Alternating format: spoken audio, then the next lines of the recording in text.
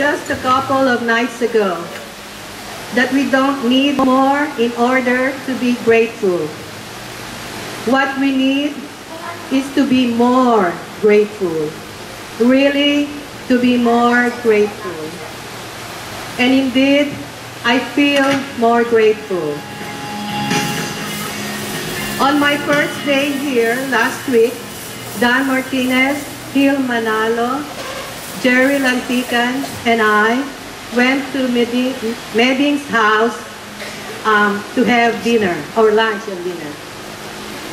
On our way there, Jerry said, walang section, walang estado, ang mahalaga nakarating. This week, for the most of us, we saw each other again after several decades. This week, we have chatted not through the internet, but we have talked in person and up close. This week, we have danced and sang the music of 1960s. This week, we have feasted on Filipino delicacies and we partook of foodstuffs that are uniquely of San Pablo. This week, we have returned to our alma mater. This week, we have renewed relationships and we have laughed. I feel so blessed. And I pray that all of us will be blessed always. Thank you.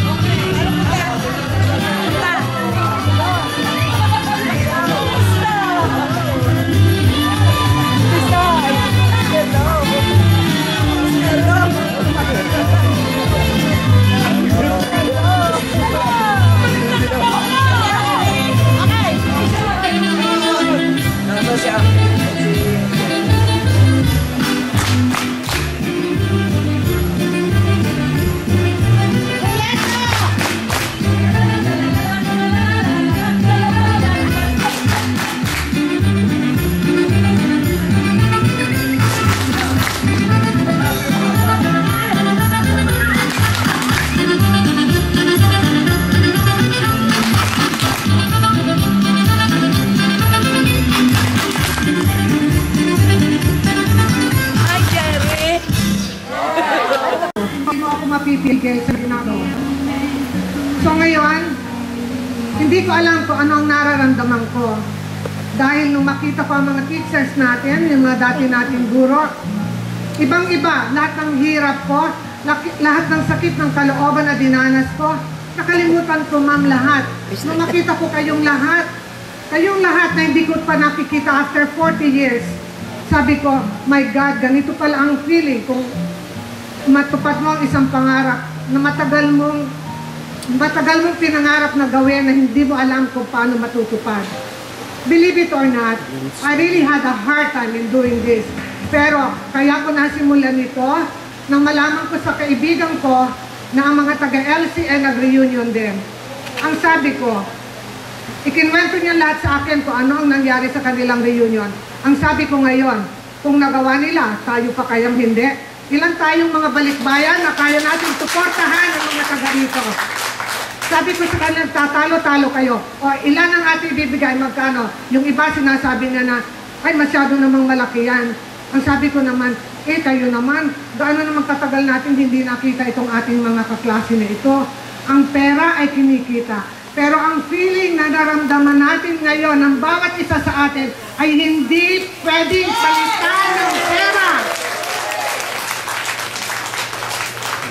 Pagbalik ko sa Amerika, babaunin ko ang mga magagandang pangyayari na naganap sa ating reunion na ito. Nung buong maghapon kanina, iyak na iyak ako sa simbahan. Bakit hindi? Naramdaman ko na lahat tayo ay tuwang-tuwa na nagpangipangita tayo. Hindi natin alam kung anong mangyayari sa susunod na mga...